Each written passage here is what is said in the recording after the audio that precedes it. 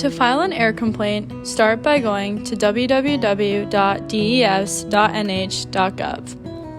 Once on the NHDES homepage, click the Home and Recreation drop-down menu, which is circled in red. From that menu, select Air Quality, which is circled in red below in the topics list. Once selecting that tab, you will end up on a page titled Air Quality. Scroll down to the related content on the right side of the page and select File a Complaint, which is located near the bottom and signified by a red circle. Now you are on a page titled Complaints. Scroll down and select Air Quality Complaints. Under that section, you will find the Air Complaint form, which is circled in red. You should download that form in order to fill it out. This is the first page of the downloaded form, which must be filled out. The complaint can be reported in two ways.